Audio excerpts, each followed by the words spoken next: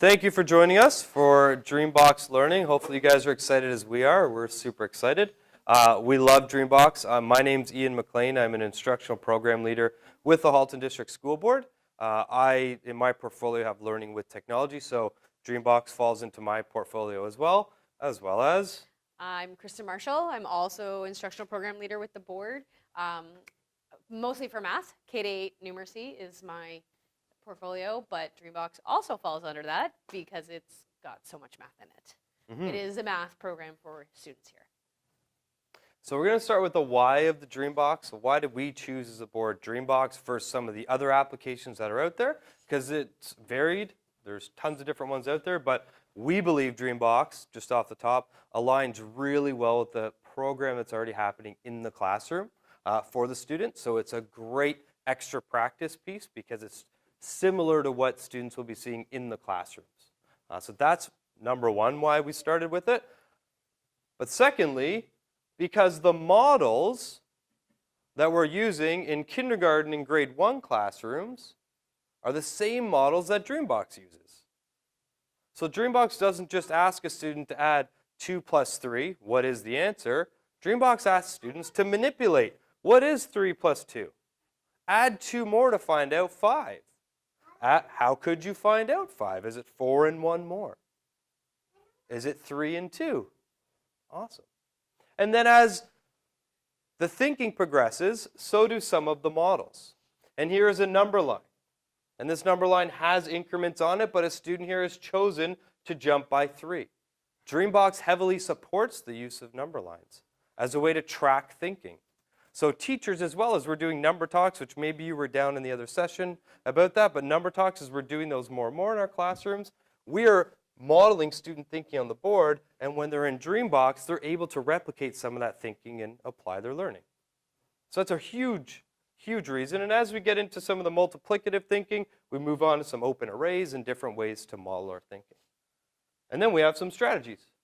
Talk about the strategies? Yeah, we have a ton of different strategies because there's so many different ways to add 3 plus 2 to get 5, right? We can take 5 and split it into 4 and 1, 1 and 4, 3 and 2, 5 and 0. So there are so many different strategies we can do that, and we like to teach the students all these different strategies in order for them to be more comfortable. And the biggest thing is their flexibility with numbers. We want them to understand how numbers work and why they can do these things with the different numbers. So not only are they going to see these strategies in DreamBox, they're going to see them in their classroom. And they're going to learn these names and transfer the knowledge from that they're doing and seeing in DreamBox into their classroom learning. That's one of the reasons we have these. And so I didn't point out, this would be a 5 frame, so working on the structure of the number of 5 and flexibly knowing that. Then they move into a 10 frame, understanding the number 10 and ways to manipulate 10. Then here we have a thing called a math rack, or a reckon rec it's called as well. This progresses to the 20 system now. So 5, still color-coded in 5s, but building onto the number 20. Then we progress into open thinking and adding, and through to multiplication. DreamBox supports all of that. And it's the same with the strategies. They're starting with, you can see, they'll start with just counting, plain counting. And then you see they're counting on, going into leaps of 10, so making the strategies progress as the students do. Same models and strategies. So this is one of our fun slides. Overall, why? Why is it important to understand the models or to model our thinking? Number 1, for reasoning, to help understand why you're doing what you're doing. But number 2, we have, the question says, Bobby has 4 dimes. Amy has 30 pennies. Which child has more money? Bobby. Awesome. Can you show your thinking? And the students draw on Bobby, thinking. Because that's their thinking. They just know the answer. So as we start to utilize models more and more in our classroom, as we progress through that, and on our board we're doing a phenomenal job of it, and from the board we've supported classrooms with these models, so we should see these in our grade 1 and grade 2 and kindergarten rooms as well. As they progress, I don't think we'll really see this as much anymore. Instead, you're going to see them drawing out the way that they're thinking or how they got to an answer, which is amazing. So there are some things that DreamBox is and some things that DreamBox is not. What it is, for certain, very adaptive. DreamBox doesn't work in a linear fashion. If we all had the same screen up and we all started DreamBox at the same time, our screens would change very quickly because it moves depending on how you are responding and the answers you're inputting, how you're manipulating the models. If you're sliding on the rec and rec, we had a red 5 and a white 5. If we say, well, what is 5 plus 2? If a student goes 1, 2, 3, 4, 5, 6, 7, that tells us something about their ability in math versus a student who says, I know there's a 5 in there, and then 2 more. So it's very adaptive, and it looks at how students are answering, and from there, it designs, very design-based, the next problem at the right time for the students, which is pretty neat too. And it's a tool to help make student thinking visible, so students can start visualizing their thinking and have good talks about their thinking and support it with reason. This is what it definitely is not.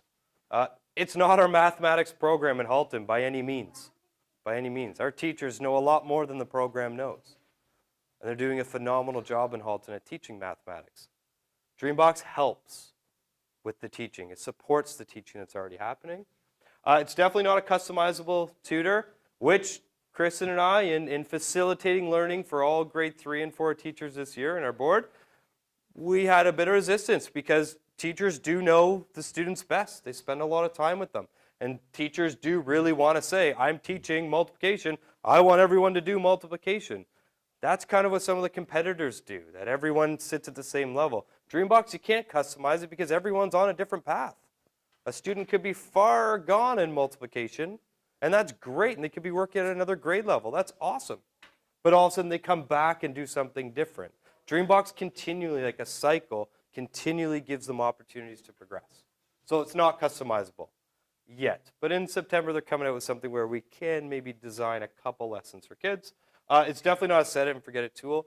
We've got teachers looking at the data, interpreting the data, and making decisions based on for next steps when Johnny comes through the door, based on what I've seen in DreamBox, based on the conversations I've had with him, on the products that I've seen him create, I now know where to go with Johnny. So DreamBox can help fill those gaps. And it's not human. We need teacher intervention, parent intervention too. You can't just put them on DreamBox and solve the world. It doesn't work that way. It never will with any computer program either. And this is exactly what Ian was talking about. It's the idea that the students are getting the right lesson, like it says, at the right level, at the right time, which is very differentiated. So it allows the student to work at their level.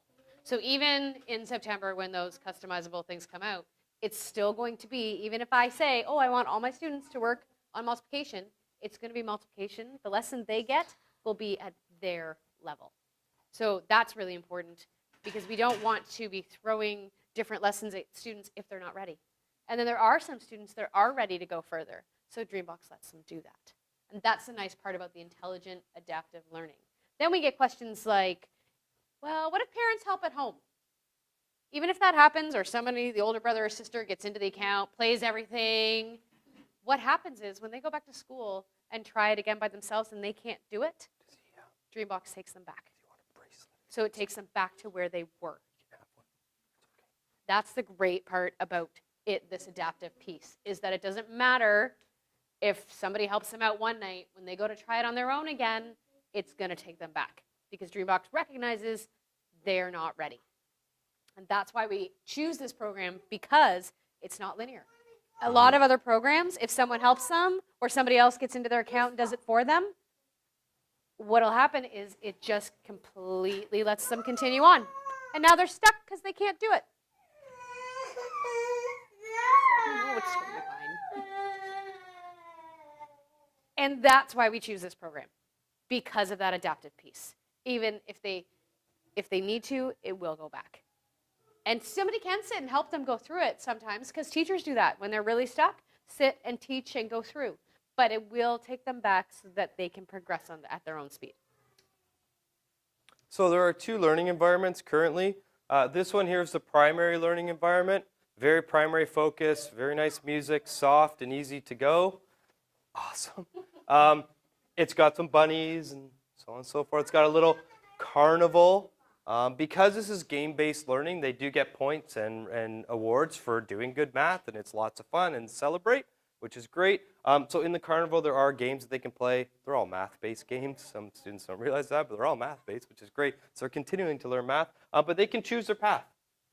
Very purposeful. Again, it's not a linear program. If the student wants to come over here with Professor Barnacle, I think his name is, and the dinosaurs, 9 out of 10 times, that's okay. They can do that. What DreamBox is intelligent enough to do is say, hey, you know what? The math we had loaded over here for you, you're not really visiting here, so we're just going to kind of drag it over here for you because you really like going to the dinosaur, and slowly we'll progress the math that you're working on. But this is the very easy, free-flowing primary dashboard.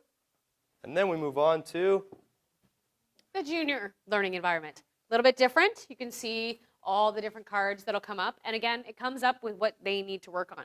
So the kind of fun part is sometimes if they play this one forever, great, because they really like it and they're really good at it. But eventually it goes away. I've done it. I played a lot just to make sure this worked. It goes away. And then they have to do the other ones. They don't have a choice anymore. So it really does take them where they need to go. Doesn't matter what I like, I still have to go and do what I need to do. And a lot of people wonder about the carnival and the games and the arcade and the store. But the funny thing about the store is everything in it is super expensive. So they have to play a lot of games and earn a lot of coin before they can buy anything. And by buying something, it's like changing your background, changing the music that you hear, those kinds of things. But they have to play a lot before they can do that. And teachers also have the ability to play with the hours that they can go on the arcade. So maybe they've set it so they can't do it during school.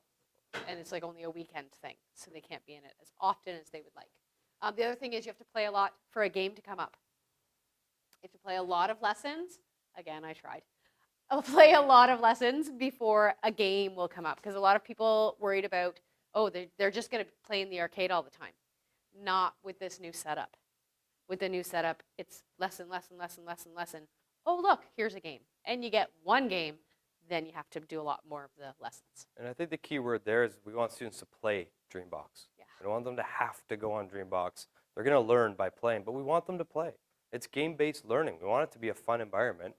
And then all the learning that's happening in the back of their mind hopefully is then replicated in the classroom.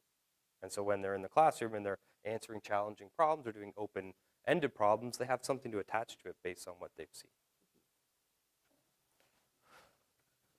All right, the family dashboard. So this is one of the key things we want everyone to walk away with today. If your student or if your child, is on DreamBox, we want to get you signed up so that you can follow their progression through a family dashboard. It's pretty neat. We'll talk about it quickly, but if not, it's okay. We'll show you some of the free tools that you can use, or if you've seen them already, we'll just maybe enforce some of the other ones you want to look at, depending on the age. But here's the family dashboard. This is kind of what it looks like after you've logged in, and we'll show you that after. We have 2 different student profiles here, and these are some of our colleagues. 2 different student profiles here. You can see that they have pictures. They can choose their own pictures and whatnot. And then they go into the family dashboard by clicking that blue button. And this now is what you see. So here in the drop-down is where you can switch your child if you have more than one child using the program.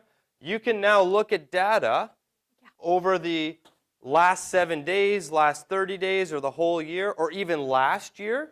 You can look at the data. And what it's going to do is it's going to break down the time on task. How long have they been spending on it? Orange says that it's just currently not enough time to move them forward. Green is at good time. A question came up earlier, and I think it's important everyone knows, 20 minutes is good sustained time on DreamBox, depending on the age. If they're between grade 1 and grade 3, 20 minutes is good. It's good cognitive level for them to be concentrating for 20 minutes. If above that, then they can maybe have 30 minutes or 40 minutes as well. But an hour or 2 hour on DreamBox, we're not promoting that by any means. That's a big cognitive load, and they're going to be thinking and trying. But hey, if a student or a child is really into it and they want to play it, so be it, that's great. But maybe spread it over the days as opposed to each lesson. 20 minutes is usually needed to complete a lesson group. Okay? So in here then, when we come down the dashboard, and you guys will see it yourselves, here it shows exactly what they were doing. So here they were identifying missing numbers, and the green shows that they've completed that concept. So conceptually, they understand it in DreamBox eyes, which is great. So the teacher's looking at that too, going, great, conceptually they know that, or I can start grouping some of my students based on the concepts they're learning in my classroom and pull them aside and say, hey, you guys were all learning this in DreamBox as well as what we've been learning. Let's do a little small group instruction on this. So you can scroll through, and I think you can even play the lessons yourself. You click on it, and it will pull up a demo lesson and show you what it is that your child was just currently doing, which is pretty neat, too, to have conversations with them. Anything else to add? No, not on that one. Oh, up here it has standards. DreamBox, because it is a global program, the standards will go to the Common Core standards of mathematics. You can switch it to the Ontario curriculum, and then it adjusts all the levels based on the Ontario curriculum, just so you're aware. Okay, so on the purple handout, hopefully everyone got a purple handout, because on that handout, if your child is in grades 1 through 6 and the school has signed up for DreamBox, then you can follow these steps to follow your child. So if your child's here today and can log in, it's really easy. They click on the little email box at the bottom once you log into your environment, and then you put in your email, and it attaches you to your child. And then you're following your child, and you'll get weekly updates. So I'm going to skip through this a little bit quickly, because then you're going to get updates like this. And do you want to talk to this, Kristen, quickly? Yes, this is because I played as S and then set myself up as their parent, and I got this email. And it's a great email because what it does is tell you exactly what the student was working on in that lesson group. So as you can see here, they were investigating amounts up to 10. Then it talks to you and tells you what they're going to keep doing. But one of my favorite parts is it gives you a game to play with them. So something to do at home together to continue working on those concepts. So that is if you set up your email account to receive notifications every time they finish a lesson group, this is what you're going to get, which I thought was pretty neat. As a teacher, I think we'd love to get these too. We have the data to look at, you don't. So that's why you get this. And that's the greatest, one of the greatest things about signing yourself up to follow your child. All right. So now we want to turn it over to you guys to make it very hands-on. If you don't have the login today or can't get into DreamBox today, if you go to eit.hdsb.ca, which we tried to preload, it will get you to our elementary internet tools, and we'll come around and show you the free resources that you can get as parents without a login. And anyone in the world can use those, which is great. Actually, show of hands, who doesn't have the login, just so I'm aware? Like, who doesn't have their child's login? Does she know how to get on hers? Probably, so she's not going to have it. I was going to say, she knows a ton. Yeah, her brother's probably on it. Yeah. Okay, so that's a majority. So why don't we actually We'll show you this. show you guys how to get there. So if you go to dreambox.com on any browser, and this is if you don't have the login, just experience the program, and click enter. You should arrive at this page. Once there, you go to resources. Click on resources. And then here down the left is teacher tools. Click on teacher tools. And now what DreamBox has done is taken some of the core lessons out of the program and provided it here for free. And I say some, because some people say, Ian, some, like you're scrolling up and down, look how many there are. Yeah, there are a lot of different lessons for conceptual understanding, which is great. So you can find one of the grades, say like kindergarten, number, sense, and equivalence, and I can say numbers to 10 on the 10 frame. If I click the plus, here it says view teacher tool. You can view it in Spanish. Or if you click here, you can download a sample lesson plan. So how you could teach that if you so chose. But otherwise, you click on the teacher tool, view teacher tool, and it will load. And this is what it would look like in the environment for the students. So how many counters do you see? Choose the number on the number line. And I don't want anyone like crawling on a desk like, whoa, I don't know, don't call on me, I don't want to answer. Not ask anyone to answer, but that's what you could do with your child at home. This one's kindergarten based. It could be a fun game they play while maybe we're making dinner or doing lunch, whatever we're doing. They could be playing this in the background without an account, and that's okay. All right, so there's tons of those to check out. Chris and I are going to come around now, Yep.